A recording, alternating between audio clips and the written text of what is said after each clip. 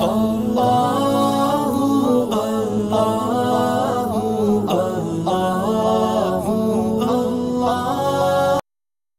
اللہ الرحمن الرحیم۔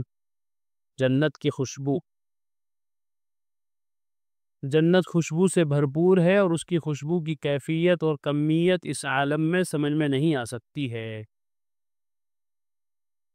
وہاں کی خوشبو بے نظیر ہے، عمدہ ہے، بڑھیا اور خوب تیز ہے۔ جنت پہ جو خوشبو میسر آئے گی وہ ایسی ہوگی کہ اس دنیا میں رہ کر اس کو نہ سمجھا جا سکتا ہے نہ سمجھایا جا سکتا ہے، ایسے مثال دی جا سکتی ہے۔ لیکن حقیقت اس کی کیا ہے، اس کی کیفیت کیا ہے اور اس کی کوالٹی کیا ہے، یہ سب چیزیں جنت ہی میں جا کر معلوم ہوگی۔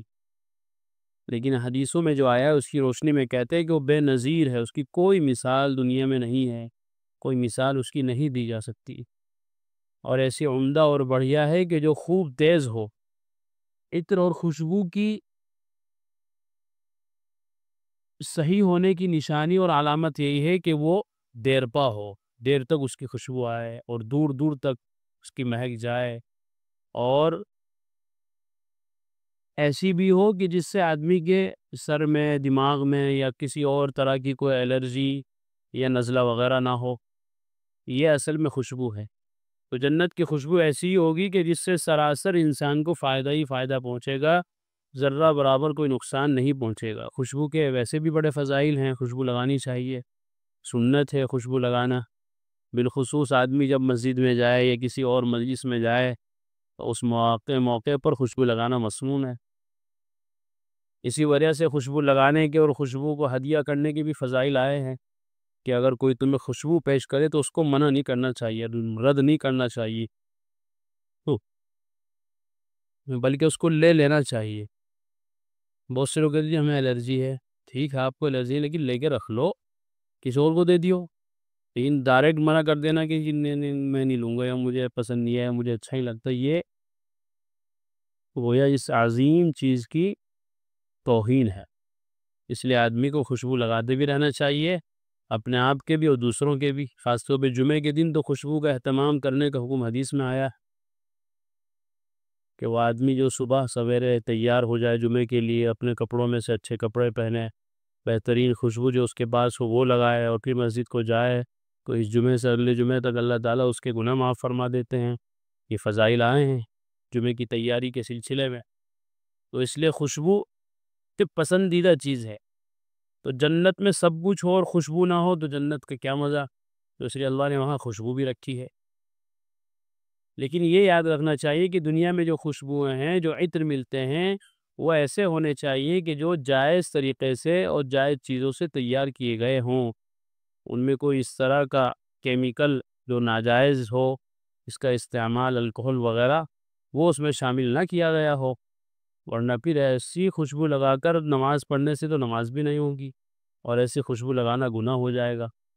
اس لیے عطر الگ ہوتا ہے، پرفیوم الگ ہوتا ہے، اور یہی بتانے کے لیے الگ الگ نام رکھے گئے ہیں کہ تاکہ پتہ چل جائے کہ بھائی عطر جو ہے یہ تو جائز چیزوں سے بنایا گیا ہے، اور لیکن پرفیوم جو ہوتا ہے وہ دوسری چیزوں سے بنایا گیا ہے۔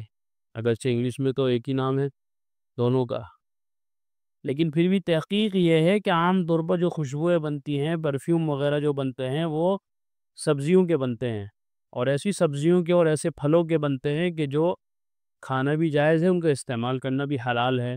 جیسے کہتے ہیں کہ بھائی آلو، بھنڈی وغیرہ ان کے پرفیوم بنتے ہیں، تو یہ تو جائز ہے سب چیزیں کھانا استعمال کرنا، تو لہٰذا ان سے جو خوشبو بن رہی ہے وہ بھی جائز ہے۔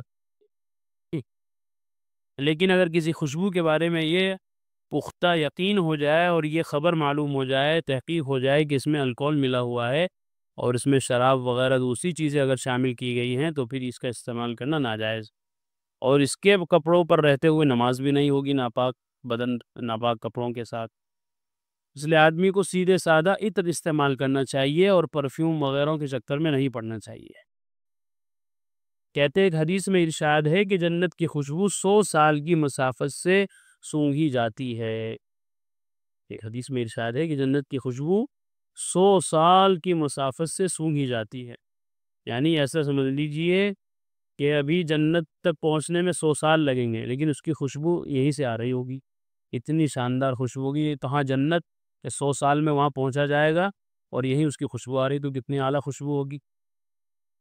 دوسری حدیث میں ہے کہ 500 برس کی مسافت سے محسوس ہوتی ہے۔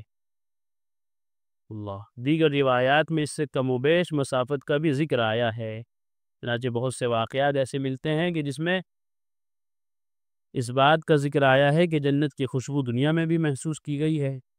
چنانچہ بعض غزوات، بعض جہاد ایسے ہوئے ہیں کہ جس میں صحابہ ایک دوسرے کو پکار پکار کر کہتے تھے کہ بھائی کدھر جا رہے ہو، جنت کی خوشبو تو احد پہاڑ سے آ رہی ہے۔ تو وہاں بھی اللہ نے سنا دی کہ شہید ہو رہے ہیں، لوگ شہید بن رہے ہیں، اللہ کے راستے میں قربان ہو رہے ہیں، تو ان کا اعزاز و اکرام دنیا سے ہی شروع ہو جاتا ہے۔ تو اللہ تعالیٰ اس کے کچھ ذرے انسانوں کو یہاں بھی سنا دیتے ہیں، جس سے کہ کچھ نہ کچھ اندازہ جنت کی خوشبو کا یہی ہو جاتا ہے۔ محدثین نے لکھا ہے کہ مسافت کی کمی بیشی لوگوں کے فرق مراتب اور منازل کے اعتبار سے ہے۔ یہ جو کسی روایت میں آیا ہے کہ 100 سال کی مسافت سے 100 سال کی دوری سے ہی خوشبو آ جائے گی، کسی روایت میں آیا کہ 50 سال کی مسافت سے ہی خوشبو آنی شروع ہو جائے گی۔ تو یہ فرق کیوں ہے؟ یہ فرق ہے لوگوں کے مرتبوں کے اعتبار سے۔ جس کا زیادہ بڑا مرتبہ ہوگا جنت میں، اس کو بہت پہلے سے آ جائے گی، جس کا کم مرتبہ ہوگا اس کو اور قریب جا کے اور قریب جا کے اور قریب جا کے آئے گی۔ بہرحال یہ انسان کے اپنے اعمال اور اس کے مرتبے کے اعتبار سے وہاں خوشبو کے ذریعے سے جنت میں اہل جنت کا اعزاز اور اکرام کیا جائے گا۔ آگے جو مضمون ہے انشاءاللہ اس کو کل پڑھیں گے۔ اللہ تعالیٰ نیک اعمال کی توفیق عطا فرما۔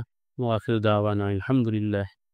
قرآن کریم میں اللہ تعالیٰ فرماتے ہیں الا بذکر اللہ تطمئن القلوب، کہ سن لو، اچھے سے سمجھ لو، اللہ تعالیٰ کے ذکر ہی سے دلوں کو اطمینان نصیب ہوتا ہے۔ یعنی اللہ تعالیٰ کے جو انعامات و احسانات اور اس کی نوازشیں ہم پر ہیں، اگر ہم ان کو یاد کریں گے تو ہمارے بے قرار دل کو قرار آ جائے گا، سکون مل جائے گا۔ اگر ہم چاہتے ہیں کہ ہمارے دلوں میں سکون آئے، اطمینان نصیب ہو، تو اس کا ایک واحد علاج اور ایک بہترین دوا یہ ہے کہ ہم فوراً اللہ کے ذکر میں مشغول ہو جائیں۔